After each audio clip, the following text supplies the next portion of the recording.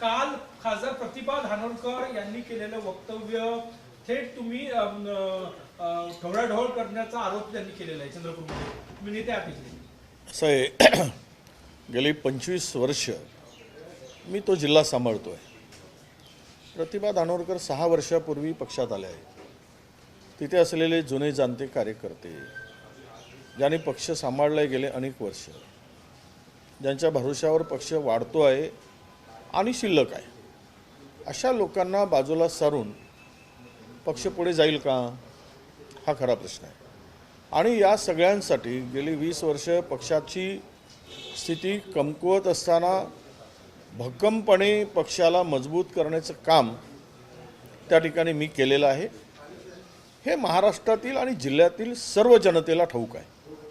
अलीकडे झालेल्या नगर परिषदेमध्ये मी जीव ओतून काम केलं. नगण्य असा सहभाग खासदारांचा त्या ठिकाणी होता.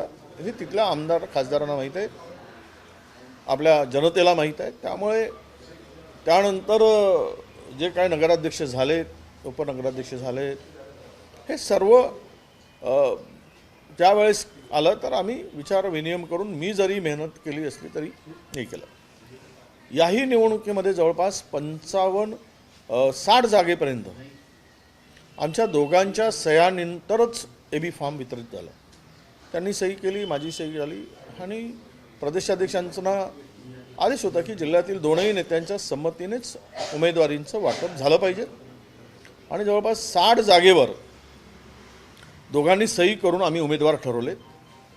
6 जागेमध्ये ज्यावेळेस प्रश्न आला त्यावेळेस वसंतराव पुरकेजी त्यांच्याकडे गेलेत आणि त्यांनी फार तांडव करून माझ्या जवळच्या जे शिवानीताई बरोबर लोकसभेच्या उमेदवारीसाठी गेले त्यांचे तिकिटासाठी त्यांनी प्रचंड आग्रह धरला, त्यांचे तिकीट कापायसाठी, आणि ते सक्सेस झालं. मी उगीच भांडण पक्षातला काहीतरी वाढवू नये म्हणून मी शांत राहिलो आणि त्यातील 2 लोक निवडून आले आणि त्यामुळेही प्रचंड नुकसान पक्षाचं त्या ठिकाणी झालं. आणि मला वाटतं की मला वाटतं कुठलंही भांडण नाही, त्यांचा गैरसमज आहे. मी काय मेहनत घेतली आणि मी कुणाच्याही दरवाजात कुठल्याही नगरसेवकाला बोलवलं नाही, म्हणजे गेलो नाही. स्वतःहून ते नगरसेवक तिथे आले. आता हायकमांड येईल, त्या नगरसेवकांना प्रत्यक्ष विचारेल की कोण कोणाला घेऊन गेले. शेवट नेतृत्व खासदार झाले म्हणजे काही जिल्ह्याचे किंवा लोकसभेचे मालक ठरत नाहीत. तेथील कार्यकर्त्यांना सांभाळणं हे नेत्यांचंही काम आहे आणि खासदारांचंही काम आहे. आम्ही गेली 25 वर्ष जिल्हा सांभाळतो आहे आणि अशा वेळेस थोडा संयम ठेवून काम करावं लागतं. प्रत्येक कार्यकर्त्याला पटत नसेल तरी तो माझा विरोध केला उमेदवारीला म्हणून त्याचं तिकीट कापणं आणि त्याला बाजूला सारणं, हे सुद्धा जुन्या कार्यकर्त्यावर वैचारिक मतभेद असू शकतात. पक्षाच्या दृष्टीनं विचार करणं अत्यंत महत्त्वाचं असतं, परंतु तो विचार मला दिसत नाही. तर जुना इतिहास जर मी काढायला गेलो तर कारण मीच आणलं आहे त्यांना, बाळू धानोरकरजींना पक्षामध्ये प्रवेश करण्यासाठी सुरुवात मीच केली आणि प्रवेश झाला. आता प्रतिभांना येऊनसुद्धा 6 वर्षच झालेत, पण अख्खा जिल्हाच माझा आणि मी म्हणेल तसं होईल असं होणं शक्य नाही. कोणी ते कुठल्याही पक्षाचं नेतृत्व ते मान्य करणार नाही. सगळ्यांना मिळून मिसळून काम करावं लागतं, तेव्हाच रिझल्ट येतो.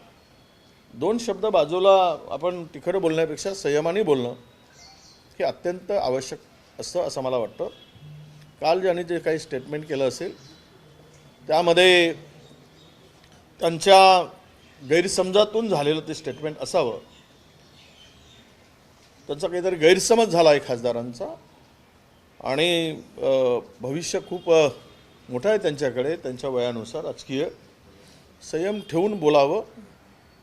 उलट मी जर असं म्हटलं की जे नगरसेवक आहेत त्यांना जर सोडलं तर सर्वच नगरसेवक माझ्याकडे येतील.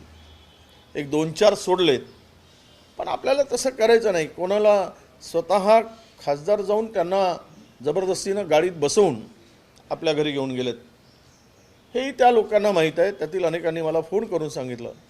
मी म्हटलं की तिथे ते नेले तरी ते खासदार आहेत पक्षाचे, तुम्ही ती जबरदस्ती नेऊत की तुम्ही कशाने नेऊ, पण ते जाऊ देत, कारण शेवट आपल्याला एकत्र यायचं आहे आणि एकत्र येऊनच तो चंद्रपूरचा मेयर आपल्याला करायचा आहे, ही त्यामागची आमची भूमिका होती.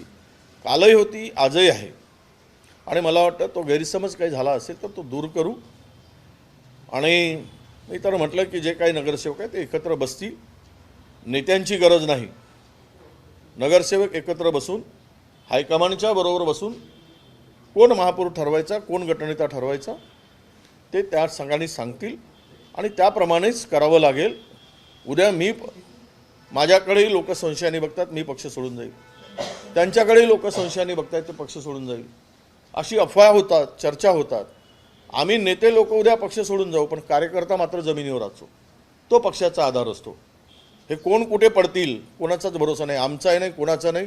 कारण आजच्या परिस्थितीमध्ये असं लोकांचा समज आहे, तो फार मोठा लोकांमध्ये तशी चर्चा आहे. आम्हाला आमच्यापेक्षा नेते गेले हव्यावर, पण कार्यकर्ता जिवंत राहिला पाहिजे, तर तो पक्ष जिवंत असतो. आणि म्हणून माझी भूमिका या सत्तांमध्ये नगर परिषदांच्या निवडणुकीमध्ये सुद्धा तीच राहिली आणि महानगरपालिकेमध्ये सुद्धा जवळपास मी 20 सभा त्या ठिकाणी घेतली. वार्डात मी फिरलो. आमच्या ताई म्हणतात की महिनाभराच्या नाही 15 दिवसापूर्वी तर ताई तिकडे चंद्रपूर आपला दिल्लीलाच होत्या, प्रतिभाताई. आणि त्यामुळं त्यांनी केला प्रयत्न, नाही केला असं नाही, त्यांनी मेहनत केली, मी पण मेहनत केली आणि दोघांनी मेहनत करून आलेला तो निकाल आहे. आणि माझा मतदारसंघ म्हणजे मालक कोणी ठरत नाही कोणाच्याही मतदारसंघात. माझ्याही मतदारसंघात येऊन थोडासा जातीचा विषय काढून विधानसभेच्या निवडणुकीच्या पूर्वी त्यांनी जे काही केलं ते मी विसरून गेलो आणि आम्ही एकत्र आलो. मला खूप त्रास झाला त्याचा. समाजामध्ये गैरसमज निर्माण केला गेला की इथे कोणीही झालं तरी कुणबी समाजाचाच माणूस निवडून आला पाहिजेत विधानसभेत, असं म्हणून माझ्या मतदारसंघात मेळावा घेतला. पण लोकांनी, समाजाने अशा फालतू गोष्टीला विश्वास ठेवला नाही आणि फालतू गोष्टीकडे लक्ष दिलं नाही आणि फालतू अशा चर्चेवर लोकांनी लक्ष देऊन मतदानही केलं नाही. त्यामुळे त्या ठिकाणी माझा विजय झाला. मला सगळ्या समाजाने मतदान केलं, त्यामध्ये कुणबी समाजाचा सुद्धा प्रचंड मोठा वाटा त्यामध्ये आहे. परंतु असाच समज एखाद्या खासदारांनी एखाद्या आमदारांच्या मतदारसंघात जाऊन जातीय विष ओकणं, म्हणजेच खासदार धानोरकर काय फक्त एका समाजाच्या भरोशावर आला असं समज करून घेणं हे चुकीचं आहे. पण या ठिकाणी मला एवढंच सांगायचं की झालं गेलं गंगेला मिसळून आपल्याला एकत्र येऊन पुढचा महापौर करावं लागेल. समज गैरसमज असतील ते काढावं लागेल आणि पक्षासाठी एकत्र येऊन लढावं लागेल. ही भूमिका आपल्याला आता पुढे घेऊन जायची आहे, या मताचा मी आहे. आपण आता बोलले की अफवा सातत्याने येत असता की तुम्ही पक्ष सोडून जाताय, तुम्ही किंवा त्या यांचा हुकम कोण करताय, आपण आता बोलले. धानोरकर पक्ष सोडून जाणार आहे अशी चर्चा त्या मतदारसंघात आहे, त्याच्यामुळे तुम्ही असं म्हटलं का? नाही, आमच्याही संदर्भात अशा अफवा होतात, त्यांच्याही संदर्भात येत असतात. त्या अफवांना काही अर्थ नसतो. जर तसं असतं तर जीव ओतून आम्ही अंगावर घेऊन या निवडणुकामध्ये काम केलं नसतं. आम्ही भाजपाला फार होईल असं वातावरण निर्माण केलं असतं. पण आमची भूमिका गेली 20 वर्ष 25 वर्ष अनेक प्रलोभनं मला मिळाली, अनेक आश्वासनं दिली, अनेक जण माझ्या दरवाज्यात आले. पण मी माझ्या भूमिकेशी, माझ्या पक्षाशी मी प्रामाणिक, इमानदार आहे. मी यापूर्वी स्टेटमेंट केलं की मी जहालात जाईन पण भाजपमध्ये जाणार नाही. ही माझी भूमिका आहे. आपण आपली भूमिका स्पष्ट केली, पण खासदार मॅडम बद्दल आपण एक अफवा ज्या येतात त्यांच्याबाबत येतात नाही, तुम्ही अर्धवट ऐकून मला विचारताय असं मला वाटतं. की मी असं म्हणालो की सगळ्यांच्या संदर्भात अशा चर्चा, अफवा येत असतात. परंतु कार्यकर्ता हा जो आहे तो आहे तिथेच राहतो. त्या कार्यकर्त्याला दुःख होणार नाही, त्याच्यावर अन्याय होणार नाही, ही आपली सर्वांची जबाबदारी असते.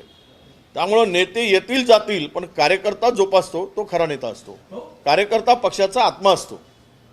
आज बैठक होणार होती, प्रदेशाध्यक्ष तुम्ही, खासदार धानोरकर आणि कुणाल चौधरी. त्या बैठकीचं काय झालं, होणार आहे की नाही होणार आहे? नाही, मला अजून निरोप मिळाला नाही, पण आज बैठक होणार आहे. प्रदेशाध्यक्ष येणार आहे आणि यामध्ये मला वाटतं की चांगला मार्ग निघेल. अजूनही आमच्याकडे बहुमत कुठे आहे? आमच्याकडे 30च आहेत. 3 अपक्ष धरून आम्हाला अजून 4ची आवश्यकता आहे. 4 लोक यायला तयार आहेत, आमच्याबरोबर जोडायला तयार आहेत. 4 नाही 8 लोक जोडायला तयार आहेत. त्यांच्याबरोबर बोलणी माझी प्रत्यक्ष सुरू आहे आणि ते पक्षाच्या किंवा आयडिओलॉजीशी सगळे मिसळणारे आहेत. ते भाजपकडे जाणारी कोणी नाही. 2 बंडखोर ते पण भाजपकडे जाणार नाही. ते काँग्रेसच्या अनेक वर्षापासून काम करत आहेत मला वाटतं. आणि वंचितचे 2 आहेत आणि उभाटाचे 6 लोक आहेत आणि 1 BSP आहे. ती सर्व मंडळी काँग्रेससोबत राहील असं त्यांनी आम्हाला विश्वास दिला आहे. प्रदेशाध्यक्ष आज नागपुरात येणार नाही अशी माहिती आहे. त्यांनी तशी माहिती दिली की येणार नाही. दुसरं, प्रदेशाध्यक्षांच्या सूत्राकडून असं कळत आहे की जर हा वाद इथे मिटला नाही तर मग दिल्लीला जाईल, दिल्लीचे नेते सोडवतील चंद्रपूरमधला वाद. नाही, तिथपर्यंत जाण्याची गरज नाही. प्रदेश मला वाटतं की निरीक्षक पाठवून द्यावेत. सगळ्या नगरसेवकांना 1 to 1 विचारावं. एकेकाचे प्रत्यक्ष नगरसेवक काय म्हणणं आहे त्यांचं ऐकून घ्यावं. त्या पद्धतीनं कोणत्याही नेत्याचं न ऐकता, नेता काही पक्षाचा मालक नाही, कोणी जर स्वतःला मालक म्हणून मिरवत असेल तर कार्यकर्त्यांनी अशांचं थोबाड रंगवलं पाहिजे. तो मी असो की दुसरं असो. मालक कोणी असू शकत नाही. मालक पक्षाचे कार्यकर्ते आहेत आणि त्यांना विचारलं पाहिजे, नगरसेवकांना विचारलं पाहिजेत आणि त्या पद्धतीनं तो निर्णय झाला पाहिजे. एकत्र त्यांना सगळ्यांना घेऊन जावं, विचारावं, चर्चा करावी असं माझं मत आहे. भाऊ, काल प्रतिभा धानोरकर असंही म्हणाले की जर माझ्या बाजूने निर्णय झाला नाही तर आम्ही सर्व सामूहिक राजीनामे देऊ. कोणीच राजीनामा देणार नाही. त्यांच्याबरोबर 3-4 नगरसेवक आहेत. तेही भाजपमधून आलेले काही नगरसेवक आहेत जे घोटेकर आहेत. तिथे विधानसभेच्या निवडणूक लढलेल्या 90,000 मतं घेतलेल्या माणसाची तिकीट जबरदस्तीनं कापून घोटेकर नावाच्या भाजपमधून आलेल्या नगरसेवकाला त्याच प्रभागात तिकीट दिली, त्याचा प्रभाग बदलवून. त्यावरही खूप शंका लोकांमध्ये आहे. त्यामुळं कुठेच नगरसेवक कोणाच राजीनामा द्यायचा प्रश्नच नाही. राजीनामा कोणीही द्यायला तयार नाही. या सगळ्या दबाव तंत्राचा वापर आहे. उद्या जर सोडले तर सगळे नगरसेवक माझ्याकडे येतील. मला पूर्ण विश्वास आहे, कारण माझ्या नेतृत्वामध्ये त्यांचा विश्वास आहे. हो, तुम्ही भाजपची बी टीम आहे. सुधीर मुनगंटीवार जो दावा करताय की आमचा महापौर बनेल तो तुमच्या शब्दामुळे करता, असं देखील धानोरकर यांनी तुमच्यावर गंभीर आरोप केला. नाही, कोण बी टीम आहे कोण ए टीम आहे हे निवडणुकीच्या निकालामध्ये सिद्ध झालेलं आहे. कोणाच्या विरुद्ध कोण बोलले, कोण आपला तोंड बंद करून शिवून ठेवले होते विरोधात बोलताना, हेही त्या चंद्रपुरातील जनता जाणते आहे. कोण कोणावर टीका केली, कोण कोणावर आरोप केला आणि विरोधी सत्ताधाऱ्यावर तुटून कोण पडला हे चंद्रपूर नव्हे महाराष्ट्र जाणतो आहे. त्यामुळे अशा फालतू गोष्टीकडे मी लक्ष देत नाही. त्यांचं म्हणणं आहे की तुम्ही ब्रह्मपुरी तुमचा मतदारसंघ गडचिरोली येतो, त्यामुळे चंद्रपूरमध्ये तुम्ही हस्तक्षेप करू नका. जर तुम्हाला तिथं माझी लोकसभेची उमेदवारी डिक्लेअर झाली होती. मी माझ्या मुलीसाठी लोकसभा मागितली होती. ते म्हणले की तुम्ही लढा, पण मला विधानसभा लढायची. लोकसभेचा क्षेत्र कोणाचा आहे, मी नेता आहे आणि जिल्ह्यात मी 25 वर्ष झाले काम करतोय. ज्यावेळेस धानोरकरांचा उदय नव्हता, ते पक्षात नव्हते, आत्ता तर 6 वर्षापूर्वी आले आणि त्यांनी म्हणायचा माझा लोकसभा आहे आणि त्यांनी हस्तक्षेप करू नये. मी जोपासलेल्या कार्यकर्त्याच्या भरोशावर पहिल्यांदा भाऊ धानोरकर खासदार झाले, हे कधी विसरू नये. आज जे भाऊ पडलेत त्यांचे 25,000च मतं घेतले, डिपॉझिट गेली. त्यावरून समजून घ्यायला पाहिजे की जनतेचा कल कोणत्या बाजूला आहे. ते असंही म्हणाले की जर का समजा पक्ष आमची दखल घेणार नाही तर आम्ही सामूहिक राजीनामा देऊ. मी झाला ना, विचारला ना, त्याचं उत्तर दिलं ना. किशोर जोरगेवार तुमचे 10 नगरसेवक आमच्या संपर्कात आहेत. किशोर जोरगेवार, तो किशोर जोरगेवारचेच नगरसेवक आमच्या संपर्कात आहेत. तो खोटं बोलतोय. कोणतेही काँग्रेसचे नगरसेवक त्यांच्या संपर्कात नाहीत, ही अफवा पसरवतोय. सर्व नगरसेवक आमचे सुरक्षित आहेत, आमच्याबरोबर आहेत. वडेट्टीवारकडे 15 नगरसेवक आहेत, 12 नगरसेवक हे धानोरकरकडे आहेत. दोन्ही गटातले नगरसेवक हे भाजपच्या संपर्कात असल्याचे म्हणणं आहे, कारण की त्याला कोंडून ठेवले आहेत नगरसेवकांना. काही नाही, सगळ्यांचे फोन सुरू आहेत, सगळ्यांचे मोबाईल सुरू आहेत, माझ्याकडचे तरी सुरू आहेत. आता मला माहीत नाही त्या 12 नगरसेवकांचे आहेत की नाही, ते तुम्ही संपर्क करा. भाऊ, आज जर बैठक झाली प्रदेशाची येणार नाही तर मग पुढचं पाऊल काय असेल, कधी तोडगा निघेल ना तोडगा. निवडणुकीच्या पूर्वी तोडगा निघेल. महापौर काँग्रेसचा होईल. सगळे लोक काँग्रेसबरोबर येतील. काँग्रेस एकत्र राहील, हा मला विश्वास आहे. काल प्रतिभा धानोरकर असं बोलले की तुम्ही त्या 15 लोकांना जबरदस्ती रॅलीतनं उचलून देणार.